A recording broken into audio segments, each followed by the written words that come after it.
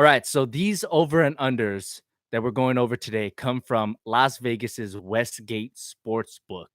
And the thing you have to understand about these over and unders are Vegas takes them seriously because Vegas wants to make money, but they want the over and unders to be just right, just good enough so that people bet on them, but also just good enough to where it's not an easy bet and they can make some money off you. So these are pretty well thought out, these over and unders, and a lot of them are, for the most part, spot on. But I already saw a couple that I was just kind of like, really? So we're going to be going through the ones that stood out to me the most, and then we'll hit on all the ones that we didn't go over. But we're going to be going through every single team. And remember, I want you guys to tell me in the chat what you guys think, especially if you're a fan of that squad. So let's just start with the first one that I saw, and that would be the Golden State Warriors. They had the highest over and under this upcoming season at 62 and a half. So that basically means if you bet on this over and under, if they win 63 games and you bet the over, you win money. If you bet under and they lose 62 or less games, you win money. So 62 and a half, they're basically saying that they're going to win 63 or 62 games. That to me seems like an under. I'm going under on that because DeMarcus Cousins, we all know he joined the squad, and we all know this team is more than capable of winning 62 games. Last season, they won 58 games. So that would be a 4-win improvement over last season if they were to win 62 games. And I understand, like I said, they added Boogie, but I don't know when Boogie's going to come back. He could be coming back in February, and they don't really have a lot of big men on that squad. I think they brought back Kevon Looney. They lost Zaza. They lost JaVale, which I know isn't a huge loss, but when you don't have any centers and you let 2 centers walk, that's a pretty big loss. So I don't know when Boogie's coming back. And then you have the whole, are the Warriors going to be motivated? They just went to 4 straight finals. They just won 2 straight finals. And last year, I saw a lot of lackadaisical play from them. And I'm wondering if the Warriors are going to be able to sustain an 82 game season. I just don't see them being motivated every single night. When Boogie comes back, I see them playing hard and playing for Boogie and kind of getting Boogie in the flow of Warrior basketball. But before Boogie comes back, which again, maybe February, it could be later, it could be sooner, but not that much sooner because the Achilles injury is a major one, especially when you're a big guy. So I'm gonna go under right off the bat. I'm seeing James Adawiz in the chat say 62 games if everyone stays healthy. I see Ramo717 saying an under. So, I could see both cases. The Warriors are a fantastic team. They're amazingly coached. I think Steve Kerr has a way of getting these guys to play an 82 game season. It's a long season. So I think 62 games for the Warriors is high. I'm going to go under. What I bet on this one? Probably not because, the Warriors, if you bet on this and you bet the under and they start racking off wins, you're going to feel like an idiot. And if you bet the over and you see them not playing their heart out and just kind of going through the motions of an 82 game season, you're going to be really frustrated. It doesn't seem like a fun bet for me. So, Kevin Nguyen in the chat says IDK if Steph can stay healthy for the whole season. That's a solid point. We have seen him stay healthy for pretty much a whole season. 2 years ago, last year, he had some issues, but there weren't major injuries and it didn't really I mean, Steph is the most important part to that team, and it affected them, but they could sustain an injury to Steph, to Clay, to KD, not all at once, obviously, but one of those guys at any given time, they could survive it. So I'm going under on that one. Now, the second highest over and under in the league for this upcoming season is the Boston Celtics at 57 and a half.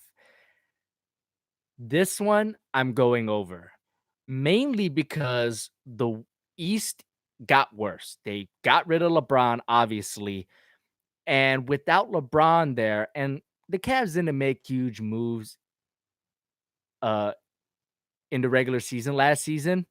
I stumbled there. I was trying to get my words, but Boston won 55 games last year, and that was without Gordon Hayward, and Kyrie was out as well for a good portion of the season. Now they're getting those two guys back. They're getting another year of development from Jaylen Brown, another year of development from Jason Tatum. This to me seems like a 60-win team. I think 57.5 is low. I'm going over. Now, the case for under is they have an embarrassment of riches. They have too many guys. How are they going to find minutes for these guys? Will there be chemistry issues? Will Marcus Smart want more minutes? Will guys who feel like they want more need more minutes not going to get minutes? How is that going to affect the team chemistry? That's the case for the under, but we have no reason to believe that the Boston Celtics have chemistry issues. Brad Stevens is a fantastic coach. He could really get these guys to play the right way. I don't think they're going to have a problem. Sure, the lineups are going to be weird. How many minutes are these guys going to play? I don't know. But Brad Stevens, I have every ounce of trust in him that he's going to figure this out, and the whole Boston Celtics staff. So I'm going over on this. I would love to hear what you guys say in the chat. And not to mention, A. Landicio in the chat says, don't sleep on Rozier. You're right, bro. Don't sleep on Rozier. But where are these minutes going to come from? You got Rozier, Smart, Irving. Those are 3-point guards right there. It's the boss ecstatically is saying over. He said it 3 times. I'm definitely going over on the Boston Celtics. Look, their fourth quarter lineup is absolutely vicious. Think about it. Their fourth quarter lineup is probably going to be this is to end the game. This is their death lineup. They're 5 guys they want on the floor to win the game. Kyrie, Jaylen Brown, Gordon Hayward, Jason Tatum, and Al Horford. You got 3 all-stars in there already. Jason Tatum, a future all-star, and Jaylen Brown, a fringe all-star. Those are 5 all-stars basically on the floor. 2 of them in the future, 3 of them right now. I mean, it's crazy. I could see the Boston Celtics easily rattling off 60 games this upcoming season. I really do. It's a deadly lineup, and TJ Navarro in the chat agrees with me. Don't worry, Alan, saying we're gonna get into the Sixers in a little bit. James DeWiz, he agrees as well. Boston Celtics, this is an easy over. To me, this is a fun bet. I would bet on this. Boston Celtics 57.5. They won 55 games last year without 2 guys. Easy over. I would bet on this. It would be fun because they're just going to keep winning. They're going to be one of the best regular season teams. And the thing about having all of those great players is that they can make trades down the road and that could spice things up, or it could keep these guys fresh throughout the season because they're not playing a lot of minutes. So when they do get in, they're gonna want to play and they're gonna want to play hard. Plus, they have something to prove. I mean, they proved a lot last season, but now they kind of gotta prove to themselves that we are legit. Last season wasn't a fluke. We can do this. So I think Boston easily 57.5 over for sure. Now the next squad I want to talk about are the Los Angeles Lakers. My Lakers, as you can see, I'm wearing the new LeBron James Lakers jersey, which I think is pretty dope. It's a pretty clean look. The Lakers right now are 48.5. Now, last season, they won 35 games. Now, call me a Laker fan, a Laker stan, but there was a little point of last season, right around the All-Star break, where I was like, man, if they catch fire, they could make the playoffs. But that turned out to be silly because they weren't close to making the playoffs. But 48.5 for the Lakers. I want to hear what you guys say in the chat. It's the boss says over. Vinny Montega in the chat says 53 wins over. Uh it's the boss keeps saying Lakers in 55 over. I agree. I think the Lakers are going to go over 48.5 wins because you think about it, how many wins is LeBron worth realistically? Let's just say 15 to be safe.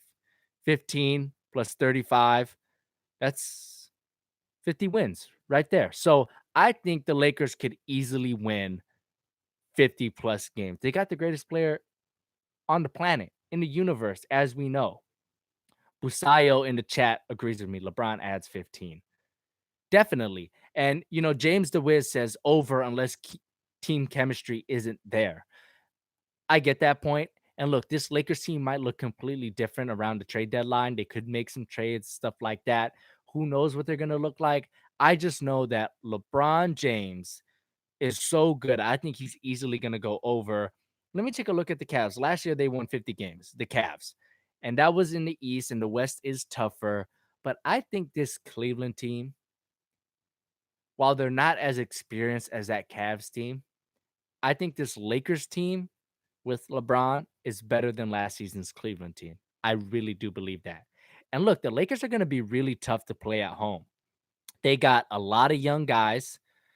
They're going to be a great regular season team. That crowd is going to be absolutely rocking because the Lakers haven't been relevant really in who knows how long. And they're going to get LeBron. There's going to be stars out. That Staples Center is going to be so live. They're going to be a great regular season team. I think 49 wins is an easy mark for them to surpass because they got to make the playoffs. And LeBron ain't missing the playoffs. There's just no way. No matter what team he's on, a LeBron team is going to make the playoffs. And let's take a look at the Timberwolves. Last year, the Timberwolves had 47 wins, and they just made the playoffs as the eighth seed. And right now, the Lakers are 48 and a half. So they have to get at least 47 wins, about. I think that mark will be a little bit lower because the West is so competitive. So I'm going to go over. A lot of you guys in the chat are also saying over. James DeWiz has a question. He says, do I think Kawhi is still on the Lakers' radar? Absolutely. I absolutely think they're on the radar. They're just taking their time. They're not selling their souls to get Kawhi in a trade. They're just going to wait to see what happens. I don't think that's a good move because, it bit them in the butt with Paul George. But hey, maybe that's why I'm sitting here and I'm not in the Lakers front office. Aaron Romero in the chat, he agrees that the Lakers are better than Cleveland. And I know it's crazy because Cleveland has so much experience. They won a championship and stuff like that. But I really do think this Lakers team with LeBron is better because, like Kyle Kuzma, he dropped what, 16 points a game? He almost had 20 points a game for like a couple months. I think he could do whatever Kevin Love can do. Kevin Love has fallen off drastically, but he's still a solid player. He's still a solid player, but from what he used to be, Kevin Love is just not the same guy. And I think Kyle Kuzma, from a production point of view, could do whatever Kevin Love can. And then you have Lonzo, you have Josh Hart, you have Brandon Ingram. I mean, these guys are better players than J.R. Smith, Tristan Thompson, Kyle Korver. Those guys are great role players, but in terms of talent and actual production, I think these Lakers guys could do everything those Cavs guys could do. So that's what I'm going to say about that. Owen Allsup asked me, Lakers or Warriors, who would win? Well, Owen, I'm assuming you mean in a 7-game playoff series. Probably the Warriors, but I think it would be pretty close. I think the Lakers can beat them. It's not out of the realm of possibility. I think the Lakers can beat this Warriors squad. We're just gonna have to wait and see how this Lakers team plays because it's an unknown, right? It's an unknown thing. They may be great, they may be terrible. Who knows? But if I had to guess, I'm gonna say Lakers over 48 and a half. Now, the next team I want to go with another 48 and a half over and under, the Utah Jazz. Let me know what you guys think about the chat in that because the Jazz, there's a lot of hype around these guys. And I think there's a little too much hype. Now, look, I love Donovan Mitchell just as much as the next guy, but 48 and a half. They won 48 games last season, but you have to keep in mind that they kind of snuck up on some teams. No one expected them to make the playoffs.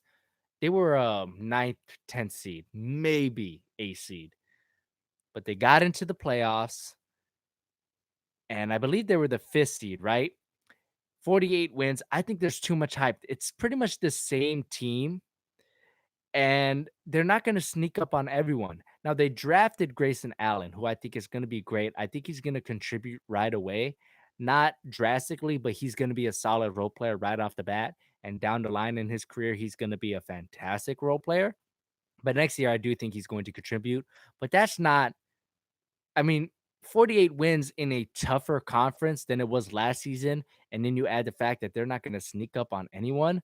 I don't think that the Jazz are ready for that because they're still a young team. Like Ricky Rubio is the vet on that team.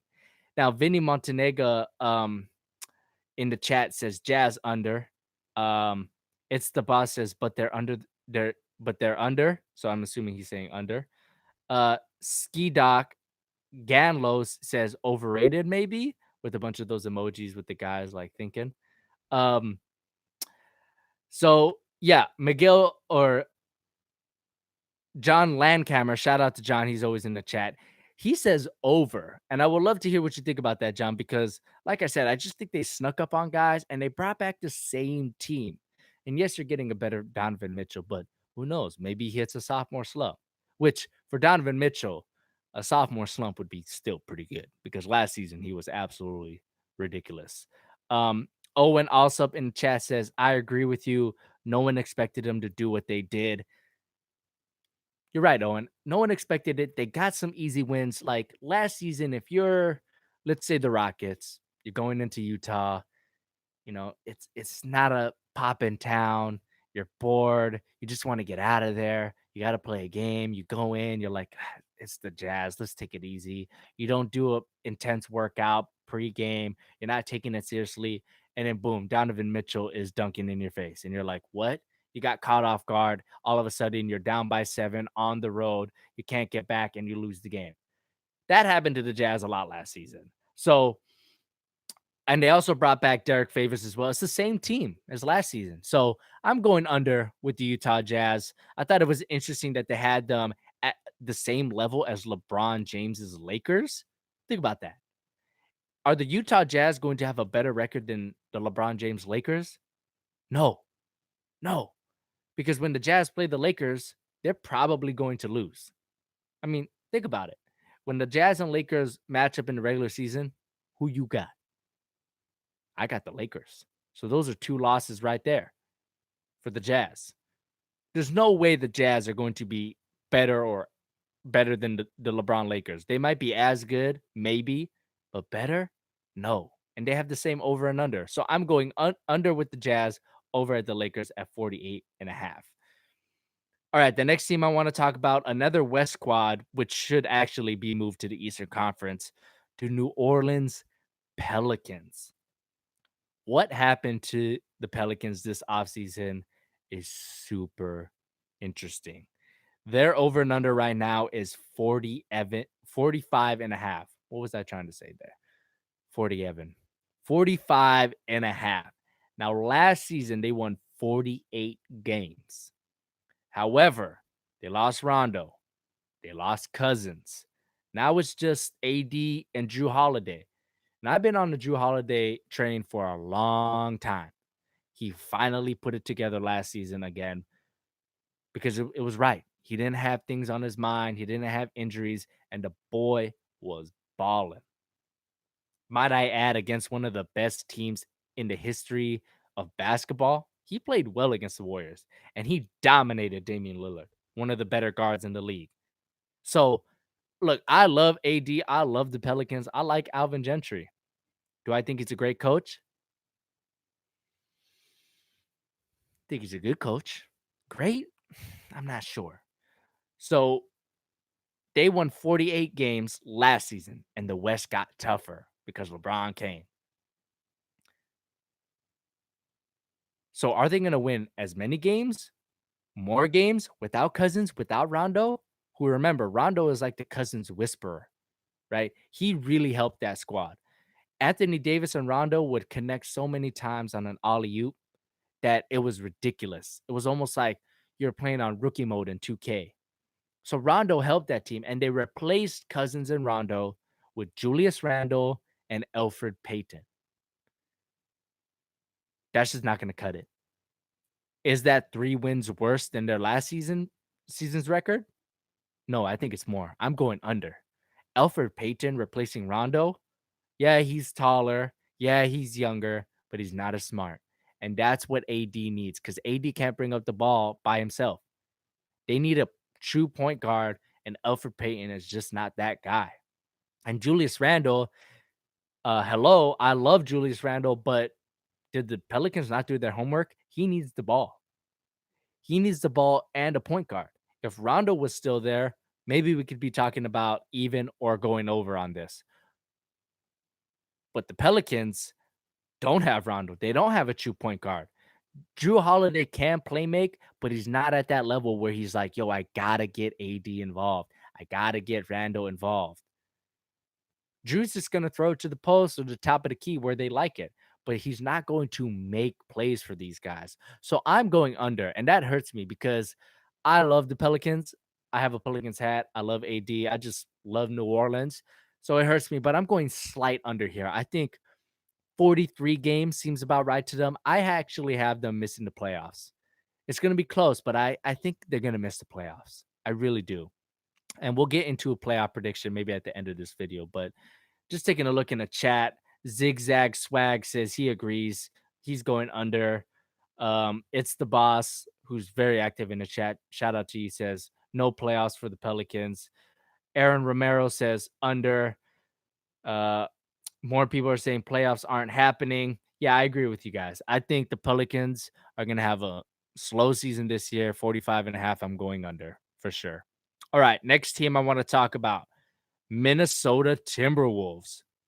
Their over and under is 44.5, which really surprised me because last season they won 47 games. So Vegas is predicting them to be worse, which is interesting to me because it's the same team. It's the same team, but their young guys are going to develop so much more than some other teams in the West that I felt like they were going to have a similar record to what they had last season, which was again 47. It seems right to me. 44.5. It seems right. I want to say even, and I would say even, but that's no fun. You guys want me to choose. So life and death situation. Life and death. I'm going under. And here's why. I think the chemistry there is toxic. Now, I'm not in the locker room. I don't know, but I just think it's not good. I don't think Jimmy Butler, Carl Anthony Towns, and Andrew Wiggins mesh. They don't like playing with each other. They don't like playing for each other. They don't want to see each other succeed. They just want to succeed on their own. And if we could talk about who's right here all day. Is Cat right? Is Wiggins right? Is Jimmy right? We could talk about that all day. It doesn't matter who's right, but I think it might be Jimmy Butler. He's the most accomplished. He's the veteran. They should take his charge. He's been to the playoffs, deep into the playoffs. He knows what it takes to a certain extent, at least more than these other guys. So I don't know. I think the chemistry's bad there. I think Jimmy Butler and Thibodeau might, make these young guys feel like less important than them. I don't know. I don't know what's going on there. I just don't get a good vibe from them. Butler turned down an extension from the Timberwolves. What does that say? What does that do to the team chemistry, the team dynamic? Well, you're not going to be here next year anyways. Why do I got to pass you the ball? Why do I got to listen to you? Why do I got to help you on defense? You don't want to be here. You turned down an extension. And then Jimmy, he's not going to take that. He's going to clap back. I just think it's going to be bad. Timberwolves are really close to being a disaster next season. So I'm going under life or death, but I think 44 wins is perfect. I think that's good. And I think they might miss the playoffs as well. There's a lot of good teams in the West. There's a lot of good teams. A lot of you guys saying in the chat that Minnesota's a mess. I agree with you. It's the boss. Minnesota is a mess. Aaron Romero saying Jimmy should go to New York with Kyrie. That's what I'm saying. Turn down an extension. Jimmy might not be there. How invested is Jimmy going to be? It's a contract year for him. He could ball out. He could be great. We could see the best Jimmy Butler we've ever seen because he wants that bag. I don't know. I'm not sure. Zigzag Swag is saying Cat is the problem. Yeah, I don't like how Cat played in playoffs. He was awful. Awful. Attitude, awful. Game, awful. Attitude, worse. He was awful in the playoffs. I enjoy watching Cat, not in the playoffs. Did not enjoy that whatsoever. Vinny in the chat says Jimmy will go to the Lakers next year. I think that'd be good. I think him and LeBron, I think they could definitely do it. I think that'd be a good squad. So yeah, Timberwolves 44.5 going under or even. All right. Next team, San Antonio Spurs. Now this one shocked me. The over under for San Antonio is 43.5. What? 43.5. I'm already seeing a chat over in all caps. Over, over, over. Look, last season the Spurs won 47 games. I want to say Kyrie. Kawhi only played 9 games, I believe, and they won 47 games. And look, I know the West got tougher, but come on. They're replacing a guy who didn't play with an all NBA guy. And I know what you're about to say. Yes, DeMar's an all NBA guy. Yes, he's an all-star. But in the East, listen, all NBA, there's no conferences. It's just the best 15 guys. And DeMar DeRozan was one of the best 15 guys last season. I don't care what conference he played in. They're replacing Kawhi with DeMar DeRozan, and Kawhi didn't play. And they won 47 games last season. I think the Spurs over easy. And I got them making the playoffs. Pop's going to miss the playoffs? Playoffs? Are you kidding me? No way. I actually am considering going to Vegas and putting some money on this. 43.5? What are you, nuts? That's over for me. DeJounte Murray, he's replacing Tony Parker. They're getting quicker. They're getting faster. And Pop is going to know how to utilize these guys. Lonnie Walker, the guy they drafted, he looks nice. He looks like he could contribute right away. 2 threes a game, 12 points, 5 rebounds, 4 assists. That seems reasonable. 12, 5, and 4. Solid percentages. Tough defense.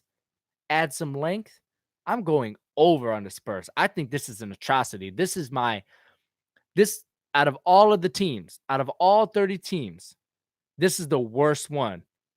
Over and under 43.5. This is crazy. Now, James says the Spurs are a top 5 seed easily. I don't know about top 5. I don't know about that, but I know they're going to make the playoffs. I would be shocked if they missed the playoffs last season. It's the boss is saying DeMar's underrated. I think he's properly rated, but I could see the case for him being underrated. Check out Kevin Nguyen in the chat. Thank you, Kevin. He's giving me the starting lineup, the predicted starting lineup for the Spurs. DeJounte Murray, who I like. DeMar DeRozan, Rudy Gay, Aldridge, and Gasol. Don't forget, Popovich is a master. He's going to know how to play these guys. And I really like DeJounte Murray. I think he's ready to blossom. Great defensively. Kind of shifty, hard to guard. He needs a shot. There's not a lot of shooting in that lineup, but I think it's good enough for a playoff seed. I do. The Spurs are always underrated. And I think San Antonio or Vegas is doing this on purpose to keep the Spurs as an underrated type of team. 43.5 is just ridiculous to me. They got younger. They got faster. I think 43.5 is just an atrocity.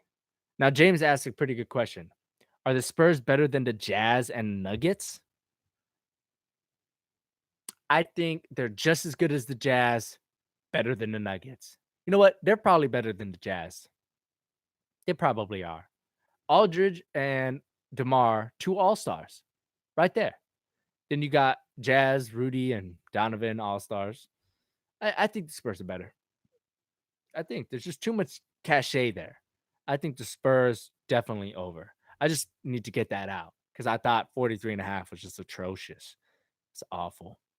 All right, the next squad, Portland Trailblazers, 41.5. Now, this is pretty crazy. This is one of the biggest drop-offs besides Cleveland because last year, the Blazers won 49 games. Now they're sitting at 41.5. If you guys have been following me for a while, you know Damian Lillard is my favorite player in the league for a number of reasons. One of them being 510. Oakland. Love guys from Oakland. Always rep Oakland. I live next to Oakland. I appreciate Oakland. So I love Dame. But 41.5, that's low. That's pretty low. And guess what? It seems right to me. I'm going even. Life or death, I'm going slight over because I have that much respect for Dame. And Dame has never missed the playoffs in his career. Think about that. Dame has never missed the playoffs in his career in the West. That's tough. That's respect. Mad respect. Vinny in the chat says Blazers 43. Over. It's the boss. Over. Zigzag swag. Over. A lot of you guys are saying over. Over. There are a couple. James in the chat says I might have to go under with Portland. The West is stacked. Zach Carroll. Shout out to Zach. I think Portland's going to fall apart this season. Terry Stotts may crumble under pressure and they leave. Miguel says over. Getting a couple ease in. We're all over the place here. A lot of you guys are saying over, however. I think under. Guys, I think Portland is missing the playoffs. I do. And I think they're going to get out to a slow start, which they got out to a slow start last season, I believe, and then they finished really strong. I don't think that's going to happen this year. And I think they'd be foolish if they got out to a slow start to say, hey, this was like last season. We'll be fine. Because I don't think it's going to get better if that happens. And I think a Damian Lillard trade or a CJ McCollum trade is imminent. And I'm saying that because I love Damian Lillard and I would love to see him on none other than the Los Angeles Lakers. Him and LeBron would be great. It would be like baby Kyrie and LeBron. How does that sound? I think Dame and LeBron would play well together. That's just what I want. But look, I know I'm just like shooting the blank there, but it's a pipe dream. I'm just saying that I think Portland's out of the playoffs this year. The West is stacked. I think Portland's gonna have trouble beating teams like Utah, um, OKC, the Spurs, the Nuggets. They're gonna have a hard time. And there's some other teams in the West that I kind of have as sleeper picks, which we'll get to in a little bit. So I'm going under. And a lot of you guys in the chat are saying over, but it's all over the place. It's a hot topic. This one to me is a dangerous bet. I want to do it, but life or death, I don't know, man. I think they're going to go under or even 41.5, which remember 41, they're going to miss the playoffs. So even if you do go over and they win 43 games, they're probably still going to miss the playoffs. The West is probably going to require 48 games to 50 games to win or to make the playoffs. So I'm going under. I mean, look, they got Seth Curry and Nick Stauskas. They dropped Ed Davis and Shabazz Napier, who those two guys were huge for them on the bench. So they replaced those guys with Seth Curry and Nick Stauskas. How does Seth Curry factor into this equation? They already have a small backcourt. I love Seth Curry. I think he's a solid role player. I don't understand how he's going to fit in here. Shabazz Napier was perfect for them because Shabazz doesn't need to score to make an impact on the game. He just runs the offense. Seth isn't like that. He's a smart guy, but he's just not like that. He's a shooter. He needs to play off the ball a little more than a guy like Shabazz. Nick Stauskas, that's a wash. What's he going to do? Caleb Swanigan, can he contribute in replacement of Ed Davis?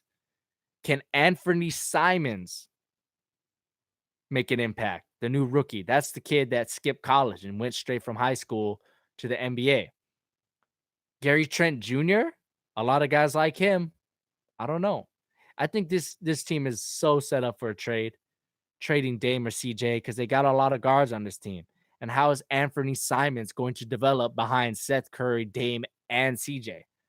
So I'm going to even, definitely missing the playoffs for Portland. And it hurts me because I'm a huge Damian Lillard fan. Huge.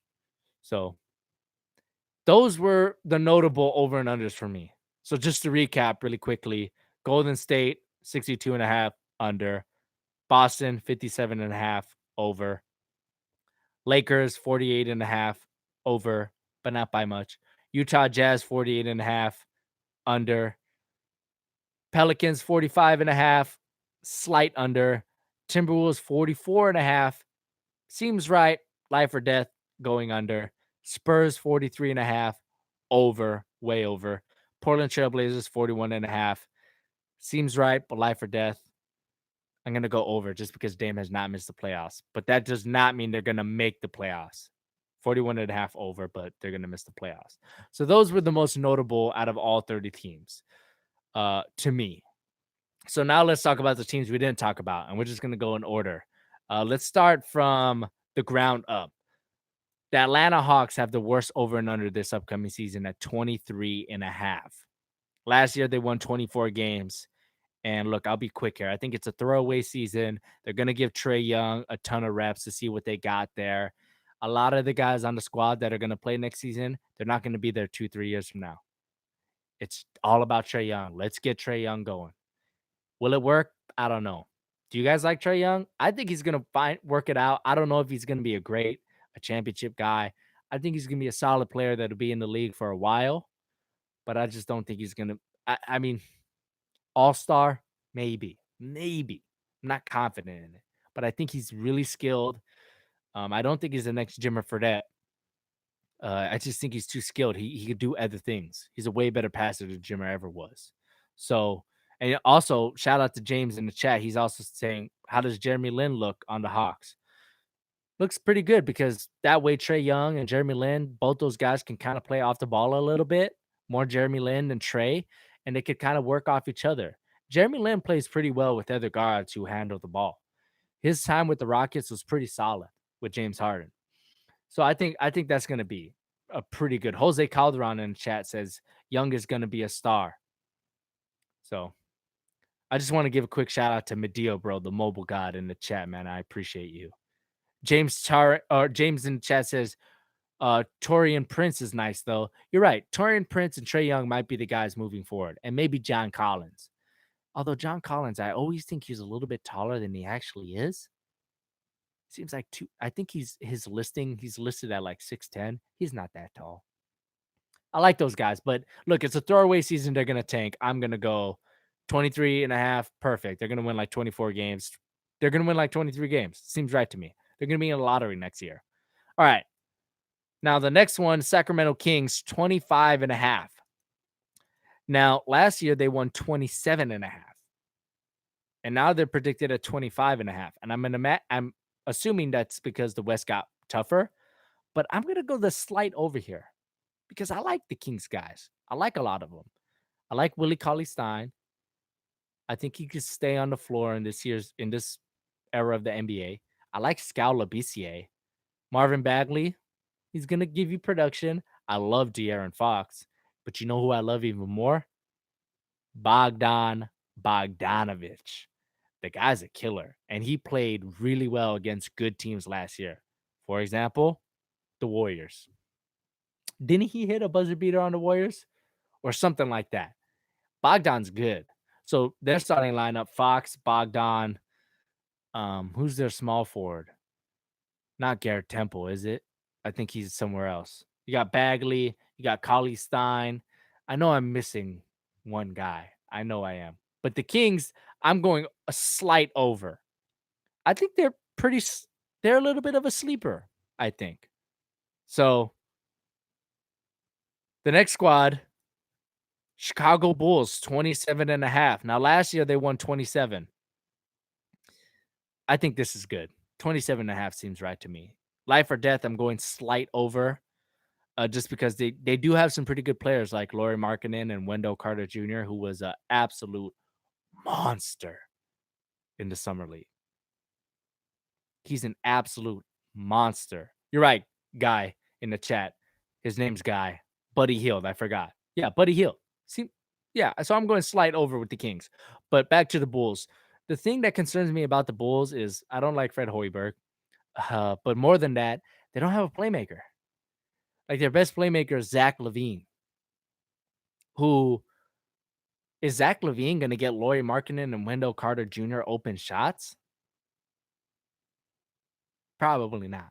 I mean, if Zach LaVine's your best playmaker, I mean, that's just got bad news written all over it. Chris Dunn, I mean, he's solid, but a playmaker, I'm talking about guys who could run the pick and roll.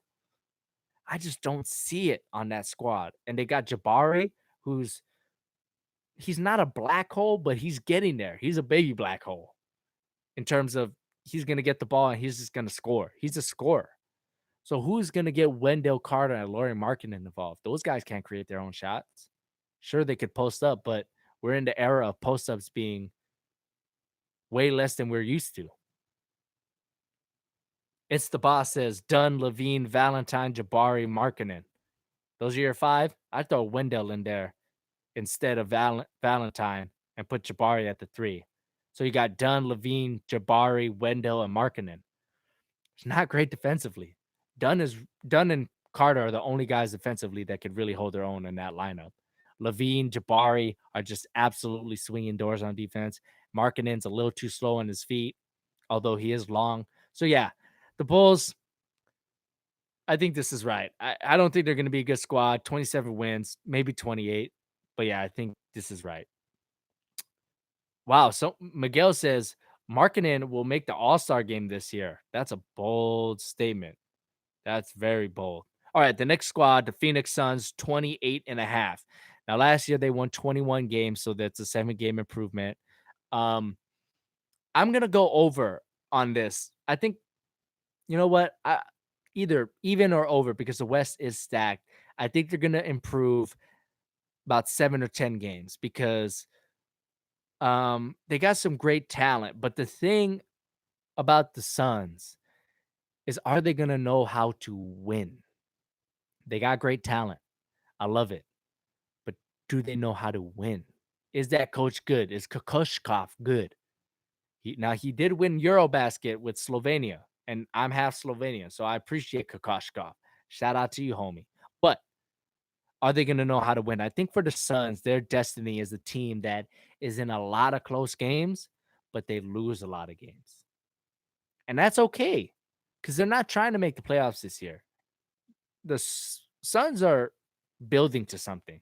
They got a lot of good talent. Devin Booker, DeAndre Ayton, Josh Jackson, TJ Warren. They added Trevor Ariza. They still have Tyson Chandler, vets. So I like what they're building. The culture there was really bad. Earl Watson was just awful. So maybe Kokoshkov can change that. So I think they're going to be in a lot of games.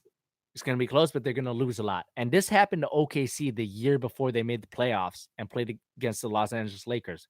The year before that, they were in a lot of close games and they ended up losing most of them.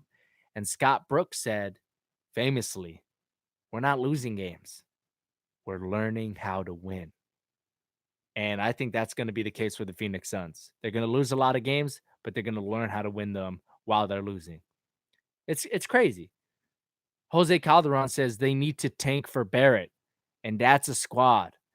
Yeah, that's a squad. If they got RJ Barrett, the consensus number 1 pick, I love RJ Barrett. That's a squad. So yeah, Phoenix Suns, I think they're going to be in a lot of games, but they're going to lose them. The next squad, the New York Knicks. New York, 29 and a half. I'm going over. I like the Knicks. I like the Knicks. Check it out. They got Kevin Knox and Porzingis with David Fizdale. That's a squad. Kevin Knox looks legit, and I'm ready to crown Kevin Knox as a future All-Star. And I think he's ready. He looks strong. He didn't just look good in terms of basketball skill. It looked like he had that mindset, that Mamba mentality of, I'm ready. I'm ready for this. I'm an NBA player. I'm ready for this. And then Porzingis coming back healthy. Last year, they won 29 games, and Porzingis was hurt. So you're telling me, Vegas, that Knicks without Porzingis won 29 games, and a Knicks team with Porzingis and Kevin Knox and a better coach is just as good in an East that has gotten worse? Over. I'm going over. Enes Kanter is going to be in there. I like Tim Hardaway Jr., so I'm going over. They got solid guard play. They got Courtney Lee, Mario Hezonja, Tim Hardaway Jr., Emmanuel Mudiay, Frank Ntilikina. Are you telling me they can't find 3 guards out of those guys that can contribute on a night-to-night basis? There's no way. I'm going over on the Knicks. 29 and a half is low. I like the Knicks. And I'm looking in the chat. A lot of you guys are saying over, except Al Cell says delusional. Explain yourself, Al, in the chat. Delusional. Jose Calderon in the chat says Kevin Knox is a monster rookie of the year candidate. Definitely. I like Kevin Knox. He's gonna be dirty. Definitely. All right. Next team, Cleveland Cavaliers. Now, 30 and a half is their over and under. They won 50 games last year, but that's not saying much because they lost the best player in the universe. So the Cavs, I think this is perfect. 30 wins. They might go over because they got a lot of experience and they still have Kevin Love. They have a lot of vets, but I think LeBron's worth 15, 20 games. You subtract 15 to 20 from 50, and you get about 35, 30. So I think it's good. I think they're going to be in between the 30, 35 range. Will they make the playoffs? I don't know. I think they'll just miss it. And I think the emotional toll of losing LeBron is going to weigh heavy on that squad. So it's a huge hole to fill, and they haven't filled it. I mean, with Kevin Knox, I like Kevin Knox, but I just don't see it. Kevin Love, is he going to be the guy that we saw in Minnesota? Because it seemed like he relied a lot on Kyrie and LeBron to set him up. Now he's going to be relying on guys like J.R. Smith and Kevin Knox. I just don't see it. Not Kevin Knox. Um, Not Kevin Knox. I'm sorry, totally Colin Sexton. Why was I saying Kevin Knox? Colin Sexton. So in the chat, you guys are saying over, under. You seem 50-50. So Owen says Cavs still got some good players, but not as good without LeBron. You're right.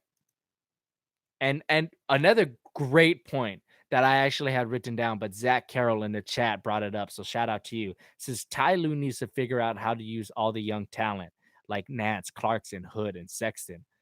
You're right. And I'm gonna throw that other guy in there. What's his name? The number 16 guy, the white boy from Turkey, I believe. Ah, man, I'm totally blanking out on his name. Am I about to have to look it up? What's his name? The guy who's always hyped when LeBron dunks. Cedi Osman. That's right. Cedi Osman. Is Ty Lue a good coach? This is an unknown thing. Is he a good coach? Can he get these guys over 30 wins? Like, I don't know. I don't know if Ty Lue is even a good coach because we all know who was coaching that team last year. And his name wasn't Ty Lue. A lot of you guys in the chat are saying, no. I'm getting no, he's not. Hell no. LeBron is a better coach than Ty Lue from James DeWiz in the chat. Dev G in the chat says no. Primo A, nah. Owen Alsop says no, LeBron carried him. So that's my point. I think the Cavs are in a tough spot. So I'm going perfect. 30 wins is perfect, but that's not good. 30 wins is not good. So Cavs fans, sorry. All right. Next up, we got the Orlando Magic at 31 and a half. Last year, they won 25 games, so they're improving by 6 games. And really, they're bringing back the same squad pretty much with Mo Bamba. And they're 6 games better? I don't think that's right. So I'm going under on this. 31 and a half. I think the Cavs and Magic are really close to each other. Excuse me, but I think the Magic are worse. They have no point guard. They have no guard to make plays for Mo Bamba. He's not getting his own shot. For Aaron Gordon, he struggles getting his own shot. They have guys that I like: Terrence Ross, Jonathan Simmons, Jonathan Isaac, Aaron Gordon, Mo Bamba. I like these guys, but they don't have a guy to set them up. They need that. They don't have a point guard. And they're going to play Aaron Gordon at the 3, which is awful because they want to get Isaac and Mo Bamba in there. Aaron Gordon's at the 3. That's just how it's going to work out. They have guys playing out of position. It's going to be awful. It's going to be a train wreck. The Magic just can't seem to get anything right. I'm going under on these guys. So, and the boss also says they have Evan Fournier. You're right. He's probably their best playmaker. And he's not making plays for these guys. He's making plays for themselves. So, like a call says in the chat, get a point guard, and then we could talk. Definitely. James says the Magic should have got a point guard like Dennis Schroeder. That would have been better than what they got, you know? Like, go get a point guard. They don't got nobody. It's awful. All right, next squad, Brooklyn Nets, 32 and a half. Last year they won 28 and a half. I don't really have much to say about this. I'm going perfect. 32 and a half. They're going to improve by about 4 games. It's pretty much the same squad. D'Angelo Russell's going to be healthier. 32 and a half seems great. I love their coach, Kenny Atkinson. I think 32 and a half is good. I don't have a ton of thoughts on that. Next team, Dallas Mavericks, 34 and a half. Last year they won 24, so they're improving by about 10 games here, according to Vegas. And I have to agree with them. I'm going 34 and a half is perfect, but maybe a slight over. They're actually one of my sleepers in the West that could maybe sniff the playoffs because their squad is not that bad. They're top 5 guys. And I'm talking about the 5 guys that are going to end the game. They got Dennis Smith Jr., Luka Doncic, who is going to be a star. Let me tell you. Shout out to Slovenia. Wesley Matthews, Harrison Barnes, and DeAndre Jordan. Those are their 5 guys. Fortunately, I don't think Dirk is going to finish games. He's too old.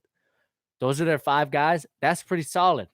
Now, I think the the main thing that's going to dictate the Mavs' success is Dennis Smith Jr. and Luka Doncic. How are these guys going to be playmaking wise? Because if they could get DeAndre easy buckets, I think this squad is going to be great. Now, who is it going to be? Dennis Smith or Luka? You would think Luka because he's a better playmaker, but you kind of want Dennis Smith to be doing that because he's not as good of a shooter. That way, Smith could potentially kick it out to Luka, and Luka could pop those threes on your head. But I like the Mavericks, and I'm going to be watching them very closely this season because I'm a huge Luka fan. And Mark Cuban, he's an aggressive owner. And if he sees some light at the end of the tunnel, he's going to run as fast as he can towards it. So if this Mavericks team, if he sees something in them, he's going to make a trade to get a guy in there, and it's going to be, a run for the playoffs. So I like the Mavericks. I'm going 34 and a half, slight over. I'm going to take a look in the chat because I really want to hear what you guys have to say about this. It's the boss says over, huge Luca fan. James over, a call over. A call says all they needed is depth. I agree with you. I agree. I love their 5 guys, but their depth and bench is a question. Luke Burning says, or Bruning says over. Yeah, I'm going over. I think that's a pretty good prediction. Now, Memphis Grizzlies, 34 and a half. Last year they won 22, but again, Marc Gasol and Mike Conley, they were out. The Grizzlies drafted Jaren Jackson Jr., who was on fire in the summer league, at least his first game. So the Grizzlies, I'm going over here, 34 and a half. I think the Grizzlies, last year, I would say things like if the Grizzlies won the lottery, they'd make the playoffs next year. Now, they didn't win the lottery, but they still got a really good player in Jaren Jackson. So 34 and a half, they're going to get Marc Gasol and Mike Conley back, who Mike Conley he should be an all-star point guard. And they got a lot of great role players. They got a lot of great role players. So I think Memphis is going over. Now, Al in the chat says under. It's the boss says Dylan Brooks was a surprise. And you're right, you're right. It's the boss. Dylan Brooks was a surprise. Solid role player, right? Yeah, I think the Grizzlies are a sleeper playoff team. I don't think they're going to make it, but I think they'll be right around that conversation. And I know the West is stacked, but Mike Conley and Marc Gasol, they've been to the conference finals before. And now they got a bunch of young guys with a lot of good role players there. So I think the Grizzlies are going to be a pretty interesting team to watch. All right, the next squad, Charlotte Hornets, 35 and a half. Last year they won 36 games. I think this is perfect. 35 and a half. They didn't get better. They didn't get worse. It was just kind of a lateral move for them. Look, the Hornets, they're building something, right? They're not trying to make the playoffs. I think their future is okay. I don't think Kemba's in their future, but they got Miles Bridges, who I really like. Malik Monk is still a guy who I'm waiting on because I really like Malik Monk. They still got Jeremy Lamb in there. I think 35 wins is perfect, but I would go under if anything, which hurts because I want to see a Jordan owned team do well. And I love Kemba's one of my favorite players ever. I got to see him at the Maui Invitational, and I'll never forget it. His family was super nice, sold them a shirt. I got to touch his tournament MVP trophy. But look, I just think the Hornets, they didn't get better, they didn't get worse. Lateral move, 35 wins seems perfect for me. Next squad, Los Angeles Clippers, 35.5 wins. Last year, they won 42. Now, I'm going to go slight over with this because the Clippers are pretty good. They're running back the same team. They lost DeAndre, but remember, they did not have Danilo Gallinari for most of that season, or if all, if I remember correctly. But it's really all on Danilo. Like, if they could stay healthy, I like the Clipper squad. Kind of funky. They don't have a really solid big that they can rely on. It's probably going to be Montrezl Harrell, which doesn't provide you a lot of athleticism or length, but he's solid. You got Shai Gilgeous-Alexander, who I love. You still got Lou Will. You got Tobias Harris. I think it's a solid squad. 35 wins. I'm gonna go slight over. I don't think they're gonna make the playoffs. So, um, Michael Carbajal in the chat says Clippers are the better LA team. I don't think so. And you're right, Akal. They got Marcin Gortat. They also got Pat Beverly, who wasn't healthy last season. So yeah, I think 35 wins is I'm going over on that, slight over on that. And look, I'm a Lakers fan. I'm supposed to hate the Clippers. I'm going over. I see what I see. I know what I know. Clippers 35.5 over. The next team, Detroit Pistons, 37.5. I don't have much to say about this. They're not an exciting team. Last year, the Pistons won 39, over and under 37.5. Seems right to me. I'm gonna say 37 wins seems okay. But due to the East being not as good as last year, life or death situation, I'm gonna go over. Next squad, Miami Heat, 41.5. Last year, they won 44. This seems perfect to me. Although the East did get worse, so maybe they win just as many games as they did last year, 44, which would be an over here because again, it's 41.5.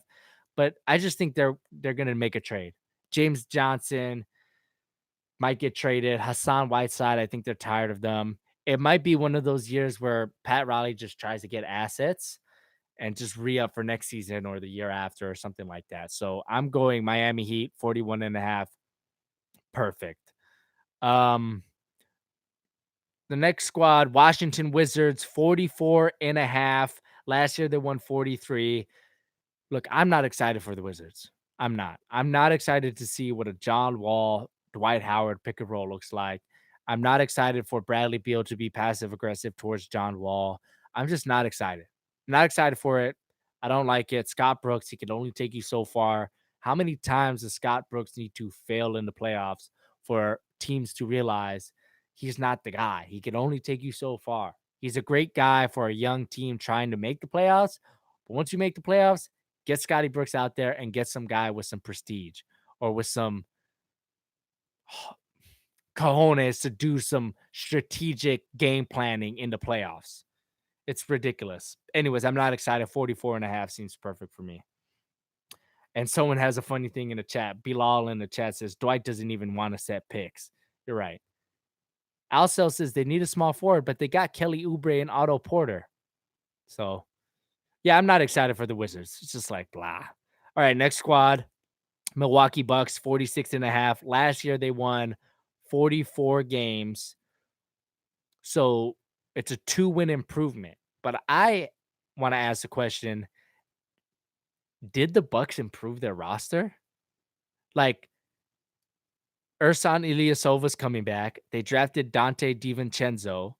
Thon Maker's going to improve. They brought Brooke Lopez. They had Brandon Jennings. It's like they didn't really improve their roster.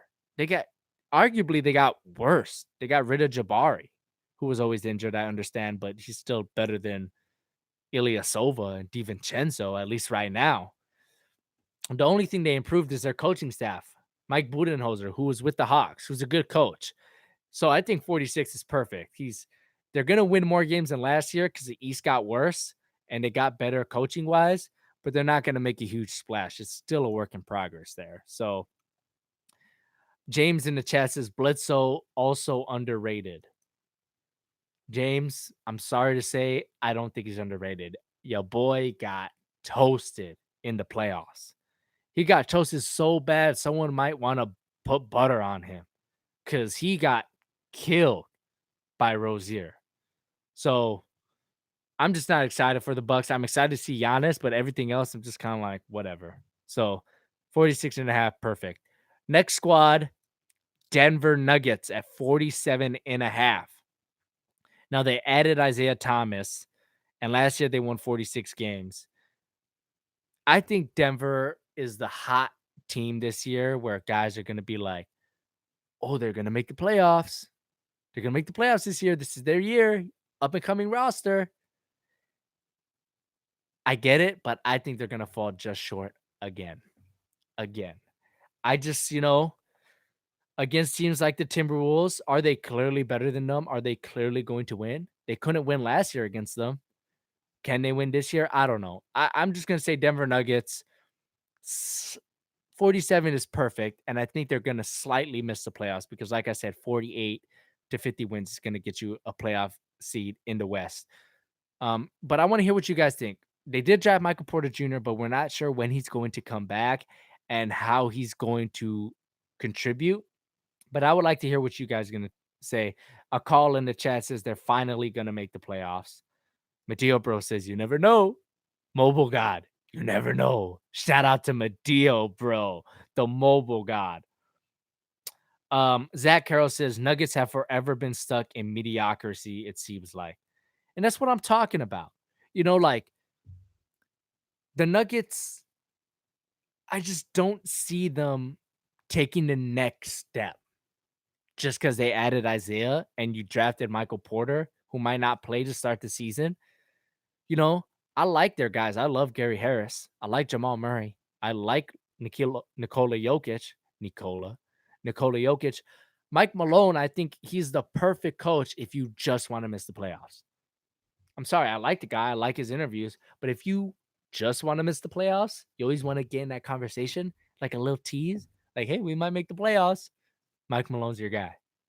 Mike Malone is the guy for that. And look, Napop brings up a great point in the chat. IT doesn't help the Nuggets. You're right.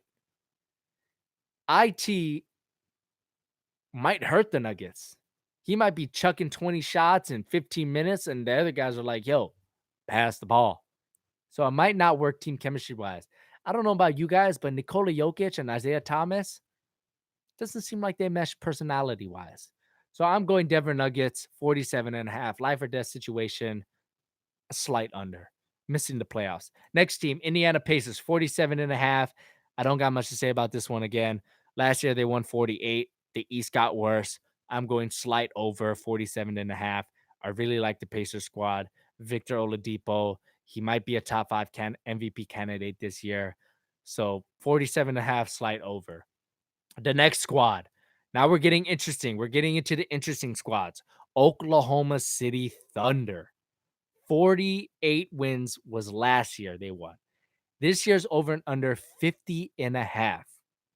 Now, obviously, they got rid of Melo, but they brought in guys to help bolster their bench, such as Dennis Schroeder Jr. He's a junior, right? Dennis Schroeder Jr. Anyways, OKC is a really polarizing team. Obviously, they retained Paul George. I want to hear what you guys say in the chat. What do you guys think? 50.5 OKC Thunder over and under. Remember, the West got tougher. They got bounced in the first round against a rookie. I just cannot get over that. I mean, think about that. A rookie point guard who's never been to the playoffs, who was like, what, the 10th or 13th pick, beat you. Beat 2 All-Stars. Well, actually one. Paul George didn't make it, right? But you know what I mean. He's a guy with his own signature sneaker. He's an all-star, man. He's a superstar, or a star at least. Man, OKC's tough to evaluate. I want to say over because he's got so much talent, but does it work? Does it work? OKC is like that kitchen or that fridge that has a lot of good stuff, but just you can't make a meal out of it, you know? It's like, "Oh, look, we got horseradish over there, fresh horseradish. Oh, but look over here, we have a nice tender pork." Pork and horseradish, that didn't really go well together. I got high quality salsa. And on the other side of the fridge, I got amazing bread. Bread and salsa, that doesn't go good. Like, it's like, that's how I see. They got a lot of great ingredients, but I'm not sure they mesh well. Like, everyone's talking about Dennis Smith Jr. making a huge impact on this squad, but it's like he needs the ball. So does Russ. So does PG. I almost forgot about PG because as a Laker fan, I blocked him out of my mind. But look, I don't know. Are these ingredients going to mesh? I mean, Dennis doesn't seem like a great team chemistry kind of guy. It might be a Reggie Jackson type situation. David Ham in the chat says under for OKC. Russ might feel the need to take more shots now that Melo is gone. Very interesting point, David. Very interesting point. How's that going to mesh with guys like Dennis Smith? Might turn out badly. That kid Trey in the chat says 55 wins for OKC, but I also think they should start Dennis and put Russ at shooting guard. Just think about it, Jay. And Noel at the 4. That'd be a crazy starting lineup. Trey, I think it's too late to put Russ at shooting guard at this point of his career. Russ is what Russ is, and I'd be surprised if they put him at shooting guard. So, Thunder, I'm just going to go to slight over because I can't turn my back on all that talent. I just can't do it.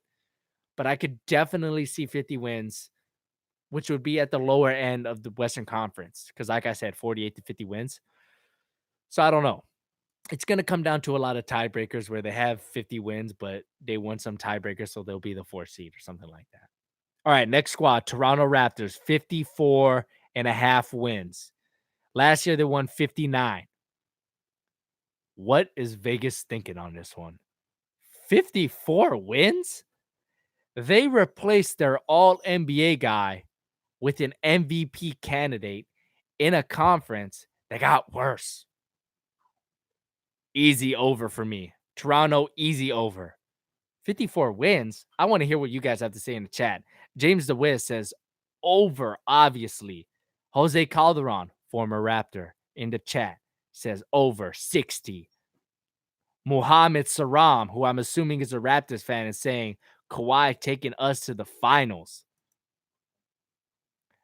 Look, 54 is low. I wish I would have talked about this earlier because that is really underrated to me. I would actually put money on that. 54. They got Kawhi, a top 5 MVP candidate in the East. That's over for me. Definitely. And don't forget about that Drake factor. That Drake factor, bro. 54.5 is way too low for the Raptors. So definitely over. All right, next team, Houston Rockets. 54.5 wins. Last year they won 65. So obviously that's a huge drop off. That's about 11 wins. It seems right to me. It seems right to me. I think they took a huge step back. They lost Ariza. They kind of messed around with Clint Capella in offseason. Like, will they give us a contract? Will they not? It was weird. Melo's obviously on the squad, but will it work defensively? I don't know. Chris Paul, another year older. I think this seems right. 54 seems right, but I would say slight under here because the West got tougher and they did not get better. They got worse.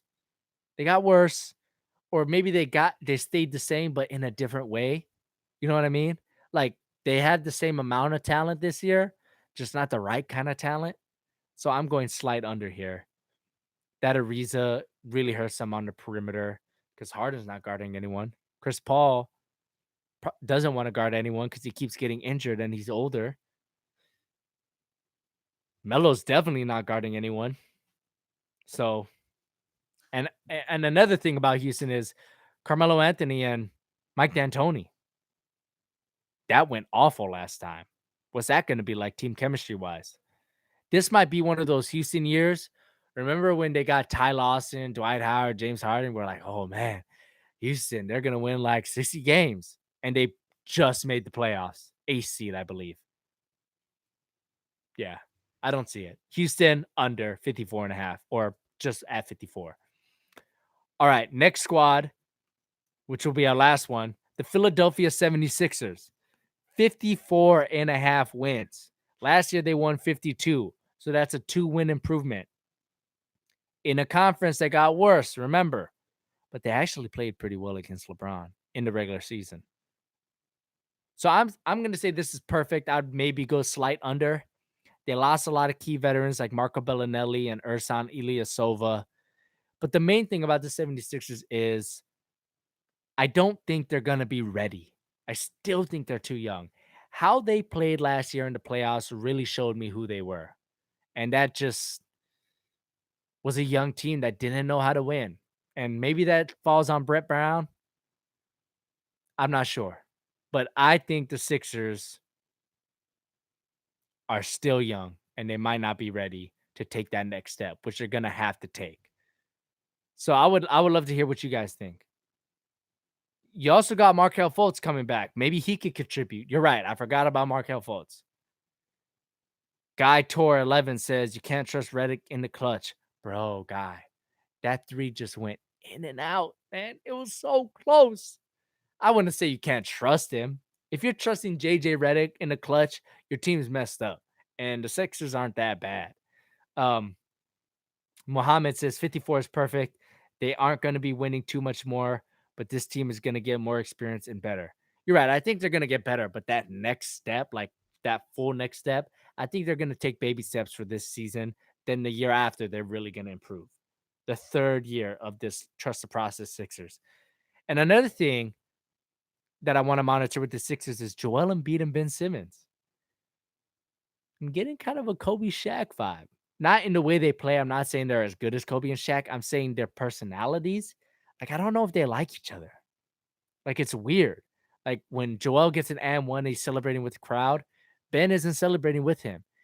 It wasn't like KD and Russ when they would just hype each other up and they were jumping up and down and we're getting all those memes of them celebrating.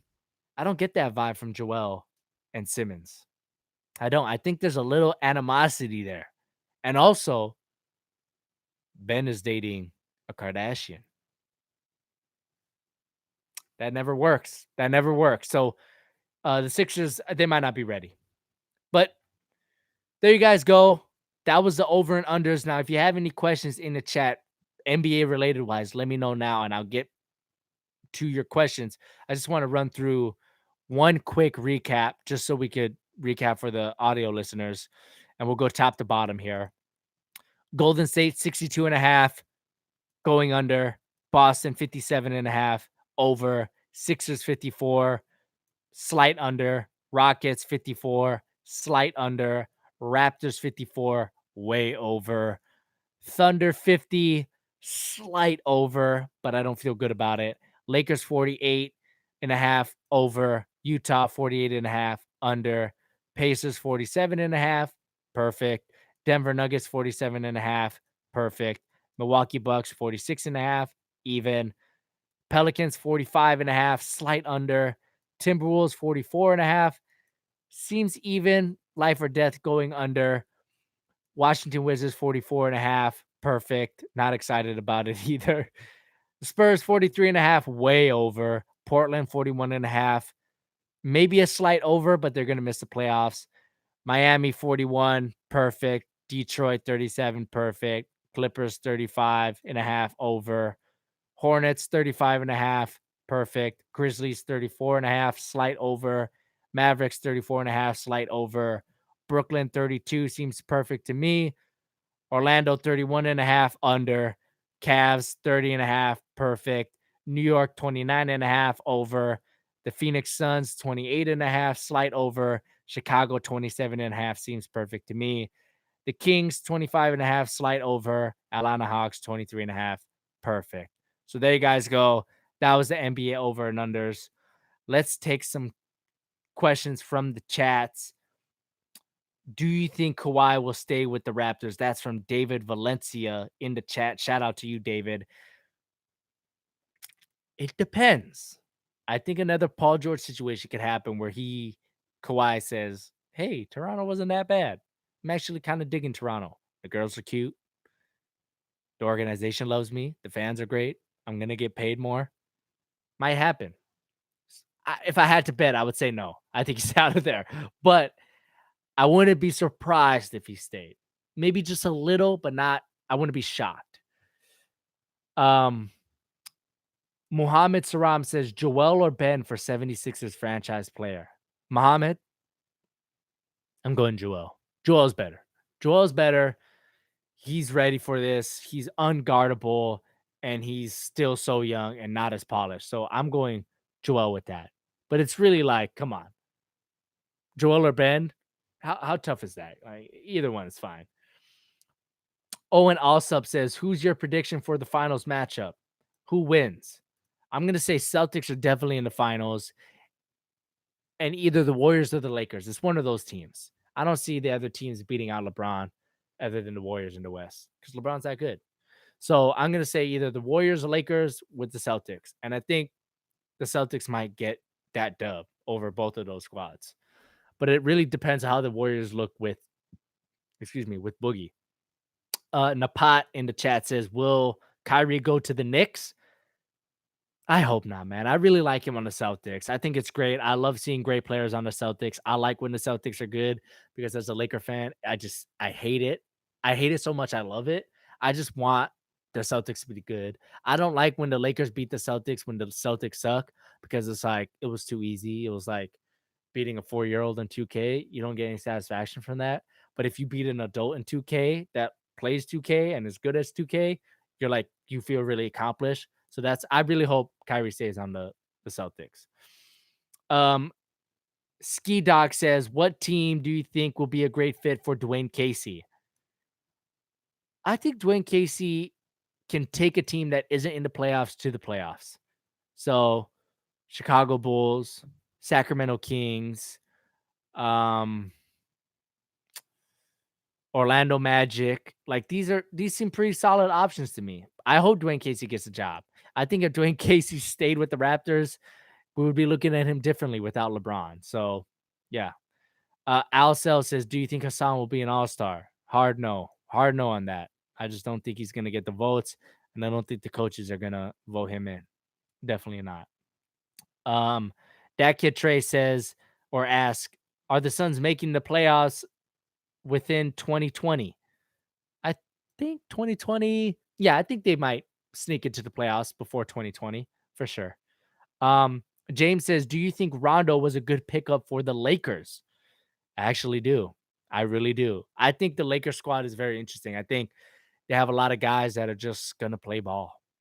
They're not going to get phased when Steph hits a fadeaway jumper after doing 30 dribbles that were like street ball moves. And Rondo's one of those guys. So smart. And he's going to make Lonzo that much better. So I do. I think Rondo is definitely a good pickup for the Lakers. Oh yeah, Dwayne Casey is the coach for the Pistons. See, I'm so unexcited for the Pistons season that I forgot about that. Shout out to the chat for getting our backs on that. Dwayne Casey is a coach for the Pistons. So I'm not sure why they asked that question. But you're right. Michael Carbajal says, will the Kings ever make the playoffs? It's not looking good, my guy. It's not looking good, especially in the West. Definitely not. Guy Tor 11 says, will KD leave Golden State after the season? I don't think so. I think there'll be a little smoke, Knicks rumors with Kyrie, stuff like that. Maybe the Lakers. I just don't think so. I think the Warriors are too smart of an organization to let a guy like that walk, and they're going to do everything in their power to keep KD. Everything. So, no. Anyways, guys, that takes care of this episode of the All NBA podcast.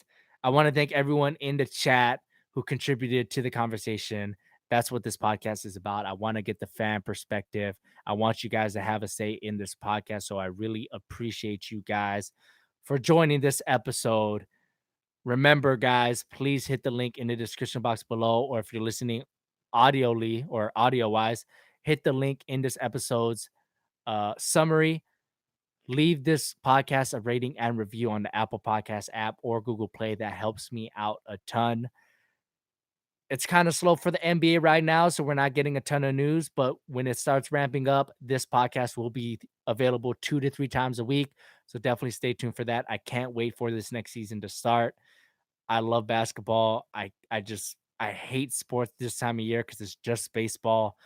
I just want football and basketball to start already. I can't wait till October and November. It can't come soon enough. So once again, thank you guys for watching chat.